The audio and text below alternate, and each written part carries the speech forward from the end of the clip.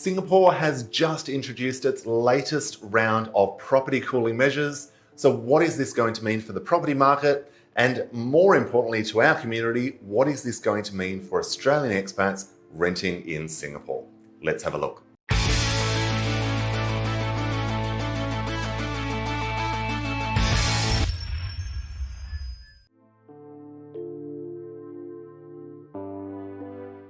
Hi there, Jared Brown here, Australian expat financial planner. In this video, we are looking at what the cooling measures are that the Singapore government has just introduced to cool down the property market in April 2023.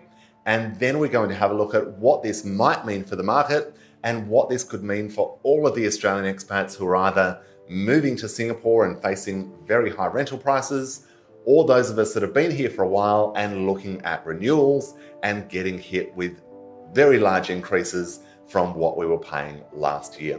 So let's have a look first at what the changes are that have been announced. Now, it's important to note that the changes are only related to the additional buyer's stamp duty. Now, the additional buyer's stamp duty is largely for second and third properties amongst Singapore citizens and any residential property for any foreigners. So obviously the incentive is for owner-occupiers buying their first home, which is the majority of the market here in Singapore. So we've seen a few changes introduced. The first one is that the foreigners stamp duty or foreigners additional buyer stamp duty, ABSD, is increasing from 30% to 60%.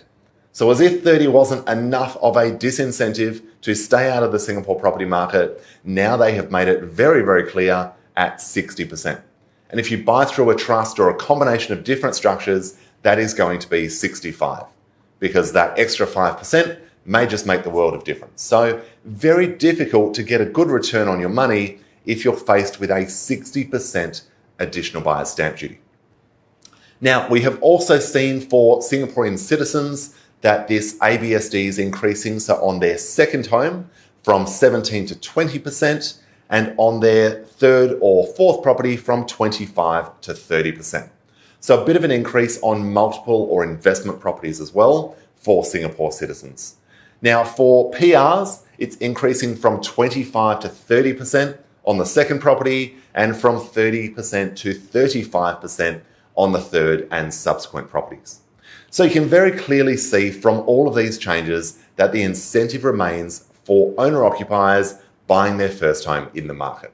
So that's a bit of a summary of what has been announced. Now let's have a look at what this could mean for the market and what it's going to mean for those of us that are renting here in Singapore. So what are these changes? What are these cooling measures going to mean for renters and for the property market in Singapore? Before we outline what we expect to happen, it's important to recognise that 90% of all transactions in Singapore are the first home purchases. So first home to live in, owner-occupier buyers. So these changes are very much targeted towards the 10% of those buying investment properties, whether they be citizens or foreign investors looking for a safe place to house their money.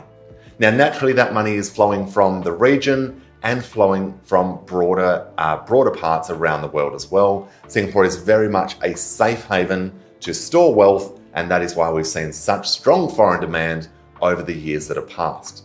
It's also important to highlight here that the ABSD was only increased from 20% to 30% in December of 2021.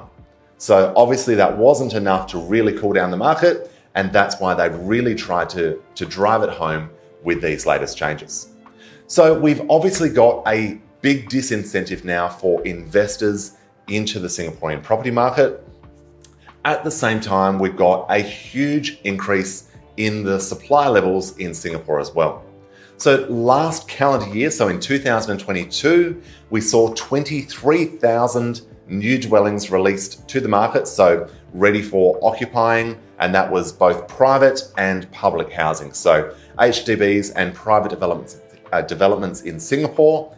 And in 2023, that number is expected to be between 22 and 40,000 when you increase the private developments as well. So that is a huge number of new properties coming onto the market, readily available at a time when obviously construction is booming again, the workforce is back, and everyone is mobile in this post-COVID world.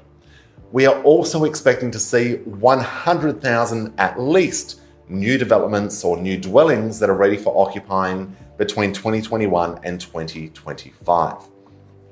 Given what we've already seen, we would expect that that is probably a bit of a conservative estimate, and we'd probably expect to see a greater number of new dwellings made available here in Singapore.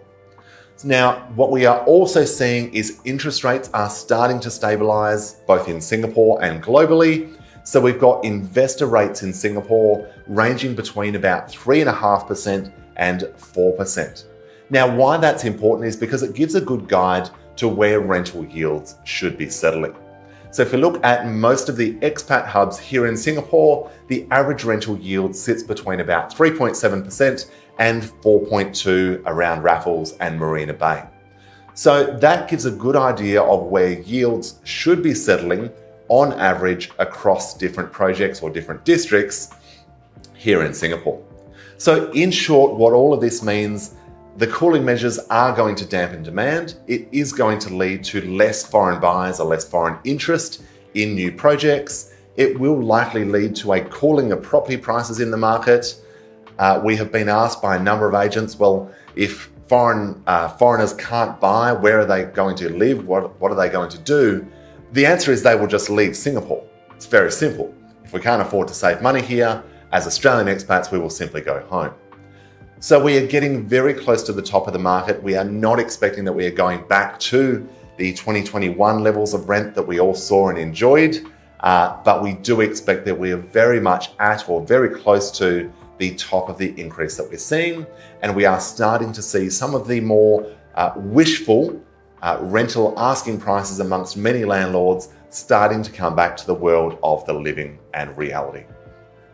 So we would expect to see that this market will start to stabilize. We do expect that the cooling measures will have their desired impact of softening and dampening the market, and naturally as a result, in the next 6, 12, 18 months, we would expect that renters are also going to benefit from these latest changes.